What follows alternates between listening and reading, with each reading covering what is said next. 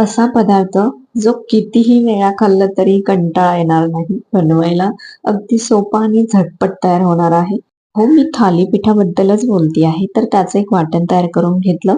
आता काकडी मी किसून घेतली आहे. त्याच्यामध्ये टाकून देऊया बारीक चिरलेला कांदा आणि घरामध्ये जेवढी पिठं उपलब्ध आहेत जसं बेसन पीठ, गहू पीठ, ज्वारीचं पीठ, बाजरीचं पीठ, तांदूळ पीठ यांसारखं.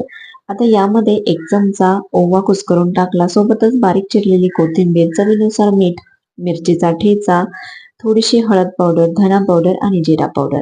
बस गरजेनुसार पाणी टाकून पिठाचा गोळा बनवून घ्यायचा. आता एक सुती कापड घेऊन त्यावर बारीक गोळा घेऊन असा हाताने थापून घ्यायचा. थोडासा हात ओला करून थापायचं म्हणजे हाताला अजिबात चिटकत नाही. थापल्यानंतर तव्याला थोडंसं तेल लावून घ्यायचं आणि अलगदपणे असं धपाटा सोडून द्यायचा आहे. वाफवण्याकरिता यावर एक झाकण ठेवून द्यायचं म्हणजे आपलं थालीपीठ लवकर शिजतं. आता एका बाजूने तयार झालं आहे, पलटी करून घेऊया. चला तर गरमागरम आणि खमंग थालीपीठ तयार आहे. तुम्ही येताय ना खायला? हा पदार्थ माझ्यासारखाच तुमचा सुद्धा फेवरेट आहे का? कमेंटमध्ये सांगा.